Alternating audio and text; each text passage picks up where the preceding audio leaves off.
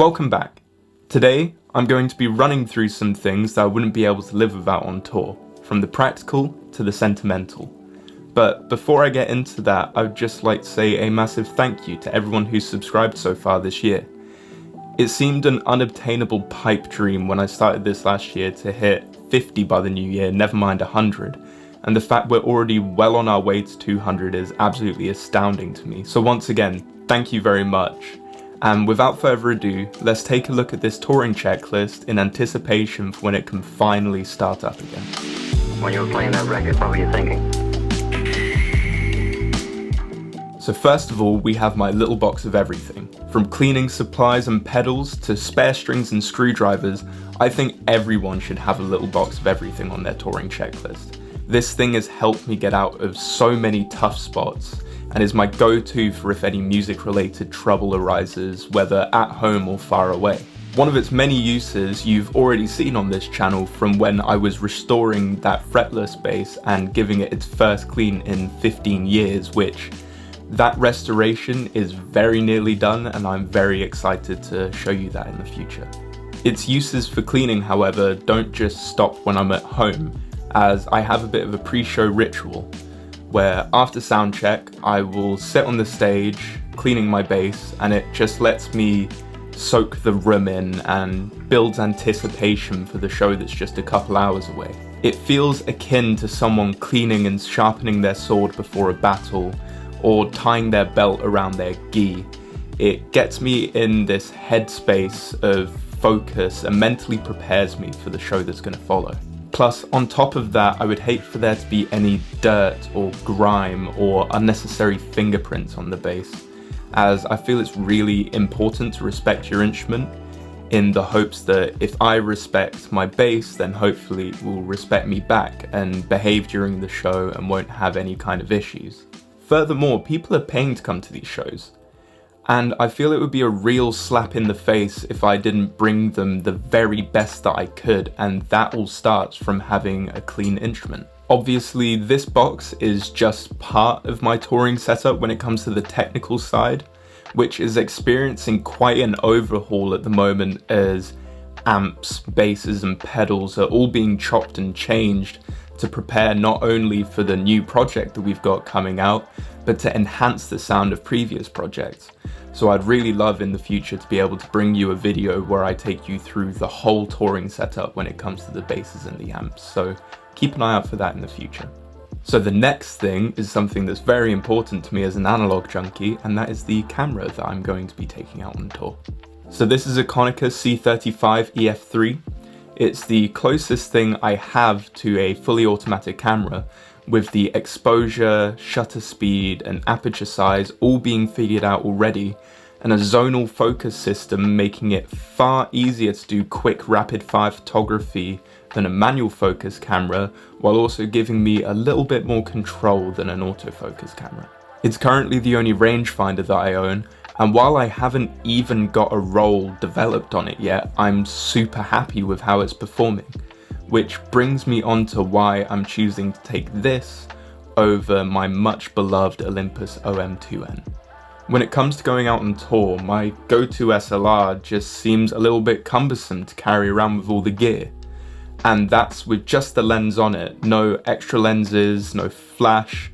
The things that made me fall in love with it and get it in the first place start to make me a little bit hesitant to actually take it out with me. With this Konica, however, it is light. It's small enough to be pocketable. It's got an inbuilt flash. It's really simple to use. You just set the ISO, set the zonal focus, and off you go.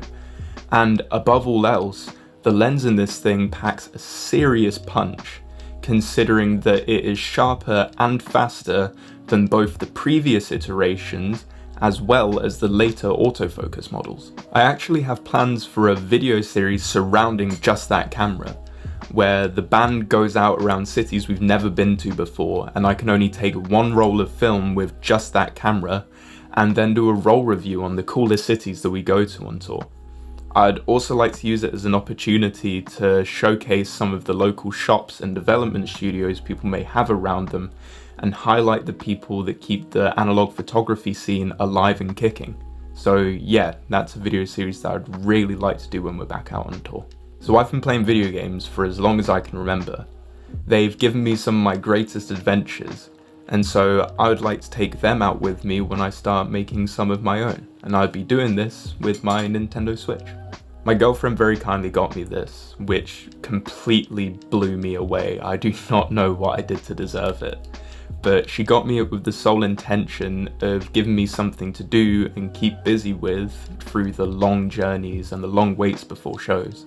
So because of this, Mario Kart in the Green Room has been an absolute staple since I first joined the band. So I'd really love to get some other bands in on that and get some friendly competition going with either Mario Kart or Super Smash Bros. For solo stuff, I'd love to revisit Hollow Knight and Breath of the Wild, which would keep me going for quite a long time.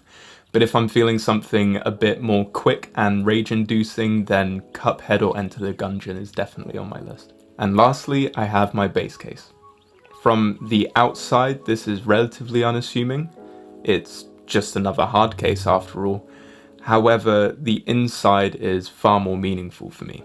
I keep photos of people that mean the most to me in there, so I can go anywhere and they will be with me. I think it's really important to stay grounded and humble, no matter what show or what stage I may end up playing on. If I keep the people that got me there close to me, then that will keep my feet steadily on the ground. These were all taken with my first film camera, my granddad's Minolta, and that adds just another layer of sentiment to me because I'll never be able to see that camera or him again, and so being able to take remnants of both just adds this layer of warmth and comfort. I remember just 2 days after losing him, we were set to be playing a show in London at Hoxton Colours, and I was pretty lost.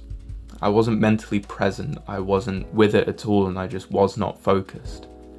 And so I went into the green room to get my bass to clean, and I opened up the case and I was met with a face that I forgot was even in there. That show remains one of the greatest shows I have ever played on any instrument in any band.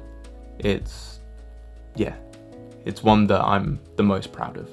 So even after both he and the camera are gone, their presence in my tour life remains as strong as ever. And that's why this case is among one of the most important things that I can have with me. So those are some of the things that I wouldn't be able to live without when I go away on tour. Some of them were relatively general, with some of them being a lot more personal. So with that in mind, if you were to go away for a while, what would the 4 things be that you take with you? Let me know either in the comments or on my Twitter. But for now, thanks for watching, and I will see you in the next video.